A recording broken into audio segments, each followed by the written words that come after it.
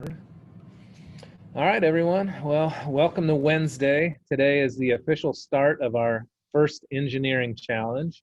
It's also a glorious day because you get away from the computers and go out and actually do some projects, which is very fun. And probably the reason most of you guys take these classes is because you like doing projects. So we'll be starting that today. We'll be beginning with the roller coaster challenge, and I'll present that to you in a second here. I first wanted to make a quick announcement because on the news today, I heard two big stories. And as technology students, we're always trying to stay on the cutting edge of technology. Again, we want to be the people that know it and understand it and work with it. That way, all the jobs that involve it, we control all of those. So we always need to stay on the cutting edge of technology so we can propel the technology and that we're not getting surprised by it. So the first one I heard about today was Elon Musk just announced that he had a neural connectivity port that he was putting into use. So I don't know if you know what this is, but a neural connection means that you connect a computer straight to a person's brain. Okay, that's a big development, and it's probably something that's going to change the world. Now, I'm guessing what he's going to announce is probably more hype than actual substance right now, but nevertheless, that's a big announcement. Let me let this person in real quick. It's a huge announcement. So we've already had similar technologies around for a while. The first one I saw was somebody that had their arm amputated. They were able to put a prosthetic arm on there and tie it into his neural network. So we use our brain and we send electrical signals down through our body, and that's what controls our muscles. So if you can chart where those neural signals are coming from and where they end up, you can actually make the arm follow the motions the same as when the brain would give it messages.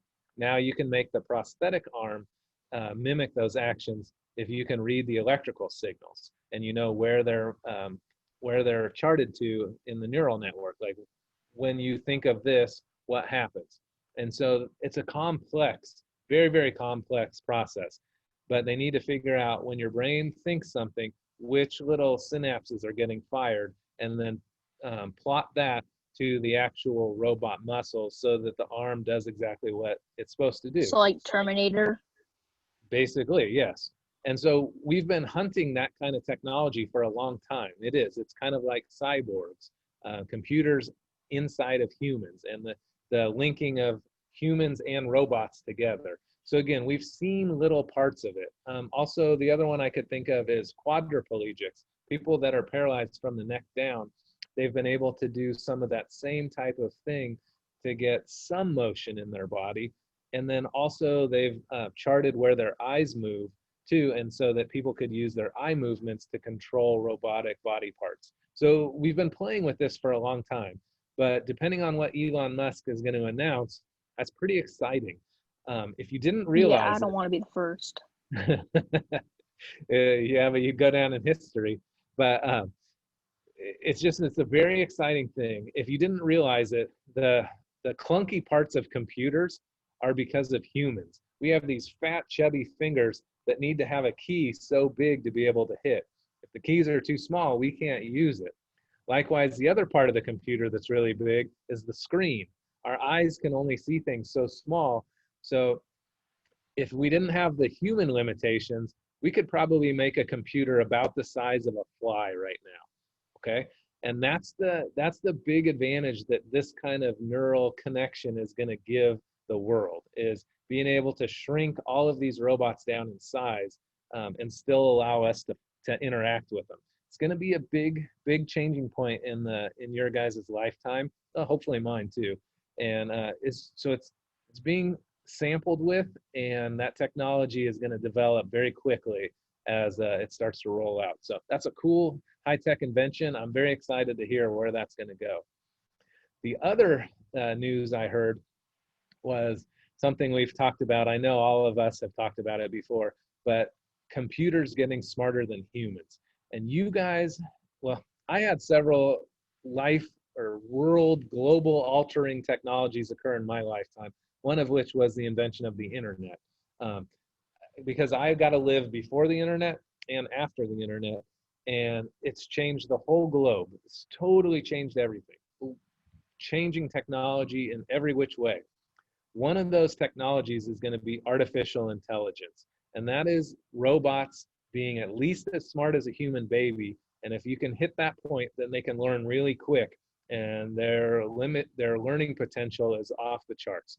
So that artificial intelligence is a computer being able to learn similar to a human and learn on its own, which is crazy. But that's what's happening. We already have that technology. It's out there. In certain fields, it's already making its presence felt. The news media, the medical field, science labs, the artificial intelligence robots are growing in how common they are. So the news I heard was that they just ran a simulated war. I'll just call it a simulated war with F-16 fighter jets. And they pitted an artificial intelligence robot against the top pilots in our military. And the artificial intelligence won unanimously, not even one defeat. It beat the human every single time. So there's a computer, like where it has to be in like a below 0 degrees, to yes, quantum computers, yeah, yes. yeah. But there's a computer that could do the same thing, and it's like super tiny and stuff, and it could hack stuff. Like the longest password I've seen that frozen computer hack was like 18 years, but this one could hack it in like 15 minutes. It was really cool, but it was like a leak or something. But yeah, I don't know if it's true or not, but yeah, it was really Yeah, cool. so he's talking about quantum computing. It was a physical, like a physics theory for a long time, but they've actually gotten some of these things to start working a little bit, and they've made just the barest jumps in this quantum computing, and that will probably be a transformative technology too, because of the power of them is so incredible, and it's almost the speed of light. So it's crazy how fast Yeah. it could go. So those will probably change things too. But Whenever I those hear the aren't word quite there quantum, yet. You'll see them in your life, though, I'm sure. whenever I hear the word quantum, I always think of Ant-Man and the quantum physics. So enough jabbering on my part. I just thought those announcements were really cool, so I wanted to spread them to you. But so we're on to our first challenge today. It'll be the roller coaster challenge. And let me pull it up and I'll screen share with you just to give you a little guide. Let's see, where is my screen share? Come on, get out of the way. Screen share, there we go. Oh wait, before I do that,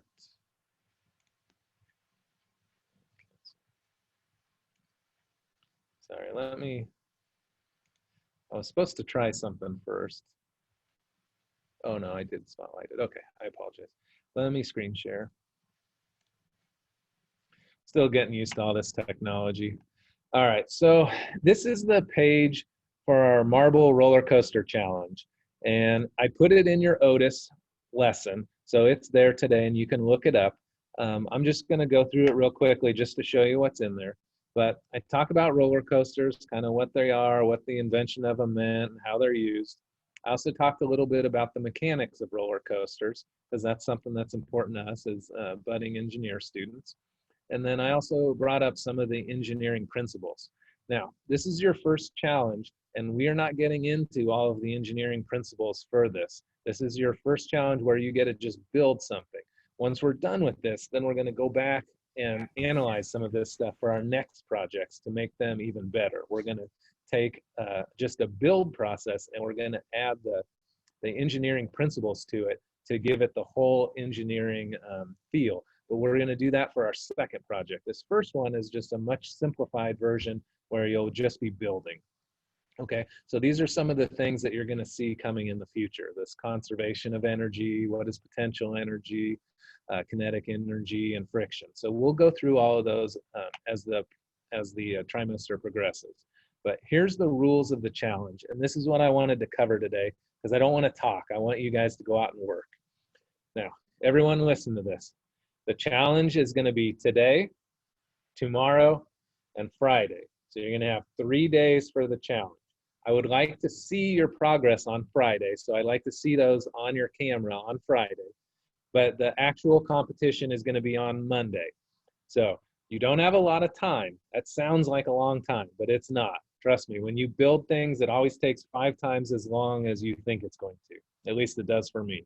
So it sounds like a long time, but you're gonna have to move quick on this, okay? So here's the rules for the challenge.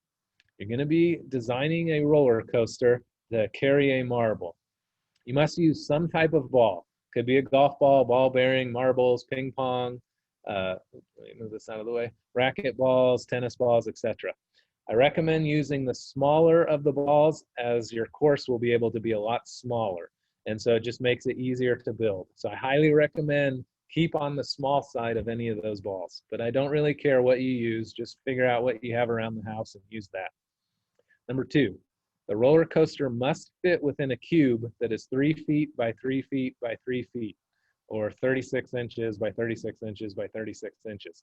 I do want you to note the hyphen or the quotation marks on those. The hyphens mean feet, quotation marks mean inches. So that's an important thing for us to know. Okay, so a 3 foot by 3 foot by 3 foot box. I don't want this thing to be gigantic. I also recommend build it on something you can move, whether it's a little table that you can move or a platform that you can move from table to table. Because what's going to happen is you're going to build this on the kitchen table, and then your mom's going to say, get this thing off the table, it's time for dinner. So I highly recommend using something you can move to build it on. Okay, the tracks can be made from any combination of wood, metal, plastic, paper, or cardboard. I actually don't care what you use. I just tried to include every single thing I could think of there. So if you have something else you want to use, feel free to use it. I thought I included everything I could think of. But if you figure out something else, feel free to use it. Mr. A? Yes. Can we work with a partner, like one partner? That's a good question. Can I think about that for a second? Yeah, sure. Just get back to us maybe before the end of the Zoom. Okay, I'll get back right at the end of this. Thank If you. I forget, remind me. Okay, so you can spend money on supplies if you would like, up to $10. This should not be something you have to buy supplies for. Part of the whole challenge of this is to use materials around the house. And remember, you could use anything: paper, book, cardboard, tape, glue, hot glue. You know, you could use a banana to channel it around a curve. Anything around your house is fine. That's part of the challenge, is finding materials from your house. So you can spend a little money if you need to, but I'd prefer that you did not. Okay, you must have at least 8 features. Okay, that's 8 features. The term features can include turns, ramps, switchback, loops, jump, whirlpools, chutes, drops, catch basins, etc. Anything that the marble does, I consider it a feature. So you could have 8 ramps, you could have 8 switchbacks, you could have 8 drops, or any combination of those, but you must have at least 8 features.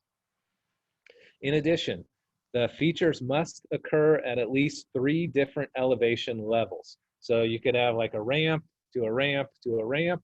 You could have a ramp to a chute to a ramp, but there must be at least 3 elevation levels. Since we're going to be using potential energy in this, it's very easy to achieve that. So I'm not worried about that, but just know there must be at least 3 elevation levels, okay? In addition, the ball must stay rolling for 15 seconds. This is probably the hardest part of the challenge. You must keep the ball rolling for 15 seconds at least. Farther is okay, shorter is not. Must roll for 15 seconds. So that's going to give you a difficulty. You're probably going to want to alter some of these ramps to slow the marble down, okay? And then finally, if you want to include any electrical or electronics, or even something weird like, say, a hairdryer that blew the ball up and then had it drop again, any of that stuff's okay. I don't care. You can add any of that kind of stuff to your project, okay? I don't care if you work in a group. If you had 2 of you working together, that would be fine. I think I'm just going to make the difficulty level higher. So I would expect more. If 2 people are working together, I would expect a higher difficulty of the build, okay? Meaning it's more complex, it's longer, has different, more complicated features. Anything like that would be fine. But I'm pretty wide open on this challenge. It's your imagination is the only limit. Let me stop sharing here. Okay, now, do I have any questions?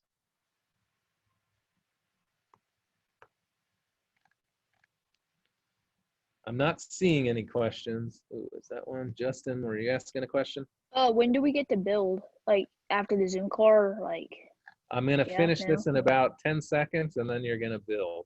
So remember, you have Oh, today, okay. tomorrow, Friday. You're just going to check in each day, and then I'm going to say, go ahead and go to work. I'm actually going to leave the Zoom on all period today and tomorrow and Friday. I'm going to have it on all period, but you are not, you don't have to be here on the Zoom. I'm just leaving it open in case you have questions. So if you already have an idea what you're doing, feel free to take off and go start building. Have fun. Use your wild imagination, come up with something cool. I'm very excited to see what you come up with. But you're free to go.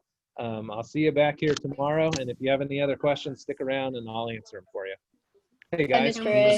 if you do come back on, I'm going to have this minimized. So you're going to have to give me a verbal cue. Hey, Mr. A, I have a question. That way I'll bring Zoom back up, okay? So if you do come on and ask a question, make sure you verbalize it, okay? Otherwise I won't see it. Okay. Yeah. Bye, Mr. A. Like a marble set? Justin, did you have a question? Yeah, can we use like a marble set? Certainly, yes. All right, bye.